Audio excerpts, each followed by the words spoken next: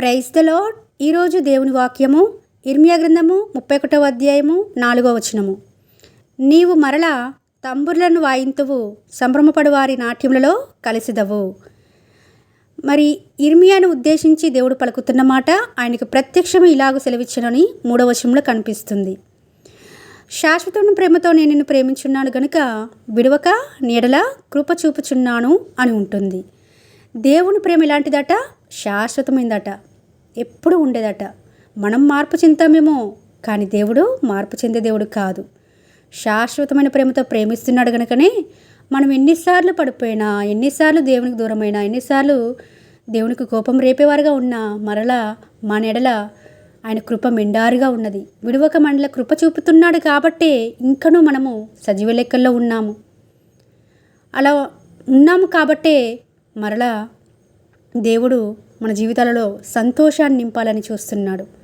తంబురులు వాయితువు, సంభ్రమలు పడు వారితో కలిసిదవు అంటే ఇది సంతోషాన్ని సూచిస్తుంది. ఎవరి జీవితాల్లో అయితే ఆ సంతోషాన్ని కోల్పోయి అసమాధానంతో నెమ్మది లేక ఉంటున్నారో వారికి ఒక దివ్యమైన వాగ్దానము. మరలా మన జీవితాలలో ఆ సంతోషాన్ని నింపడానికే దేవుడు చూస్తున్నాడు. శాశ్వత కాలంగా మనల్ని ప్రేమిస్తున్నాడు. విడవక మండలి కృప చూపుతున్నాడు కాబట్టే ఈ విధంగా మన జీవితాల్లో సంతోషాన్ని నింపాలని దేవుడు ఆశపడుతున్నాడు. మరి మనం ఎంతవరకు దేవుడు మనల కృప చూపిస్తున్న దాన్ని మనము నిరర్ధకం చేసుకోకుండా దేవుని కట్టడలను, దేవుని విధులను, దేవుడు మనకు ఆజ్ఞాపించిన ప్రతి ఆజ్ఞను మీరకుండా జీవిస్తున్నామో మనల్ని మనం పరీక్షించుకున్నగా ఉంటున్నామని ప్రభుపేట మనవి చేసుకుంటున్నాను. ఈ రోజున ఈ వాక్యం ద్వారా దేవుడు స్పష్టంగా మాట్లాడుతున్నాడు.